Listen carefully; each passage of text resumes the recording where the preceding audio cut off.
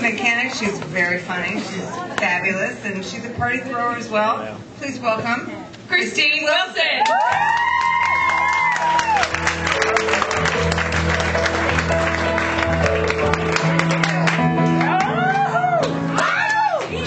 Guys, I thought that's what I was supposed to do. It wasn't my girlfriend. It was a one-night stand, but it was a lot of fun.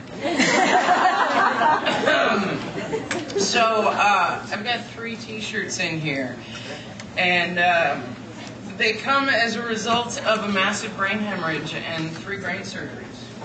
So I don't want you guys to think that I had a special insurance package, that I got a T-shirt with each surgery. It wasn't quite like that. At the time, I was a hotshot Harley mechanic, and I worked on $80,000 motorcycles, and I had a brain hemorrhage one day while working on one. And it was a good time for me. I was having a great time. I was a Harley mechanic with a uterus. I mean, come on! And so I had this hemorrhage, but I didn't have insurance. Remember the HMO package I didn't have?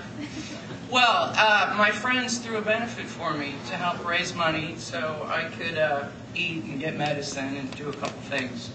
So they had commemorative T-shirts made, and this is my first T-shirt. And it simply says on the front, Harley mechanic blows head gasket. And it was quite a party.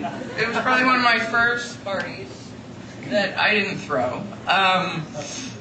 After that, you'd think maybe that was just about enough. You got to have surgery, live through it, you had a party, a T-shirt.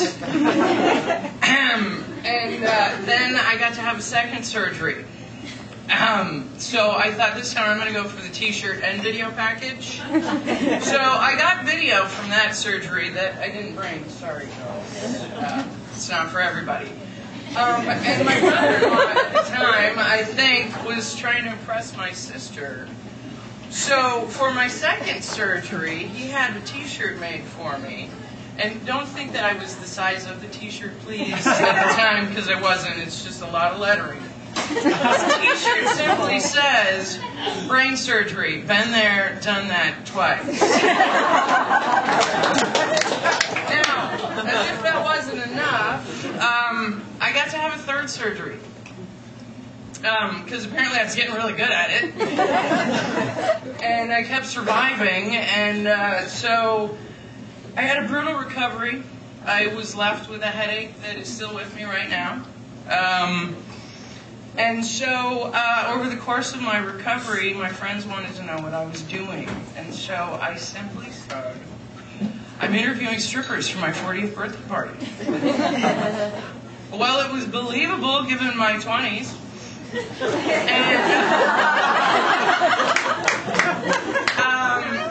it was easier than telling what I really was doing, because it wasn't really glamorous. And then I started to reclaim my life and feel better.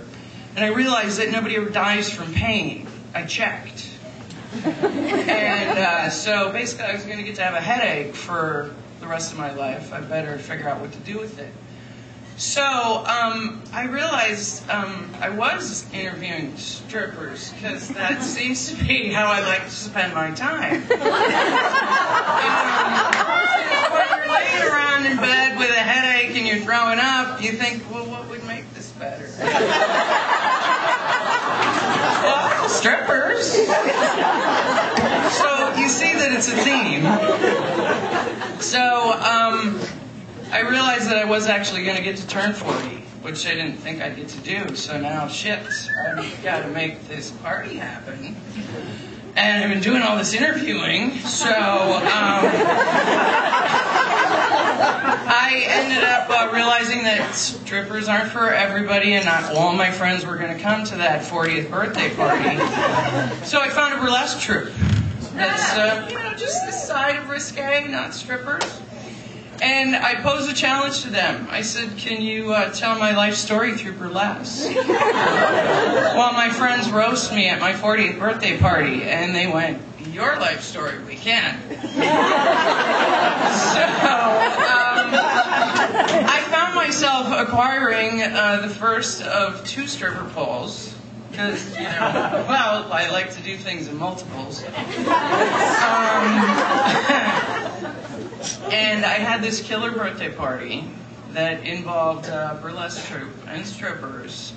And like I said, my stripper poles. And my girlfriend, not the one from the last story, got me this T-shirt for my 40th birthday party. And it's pretty true. And now that I had to find something else to do since I'm a retired Harley mechanic, I'm going to start selling stripper poles. So here's my T-shirt to commemorate my 40th birthday party, everybody. It simply says, "Stripper Love."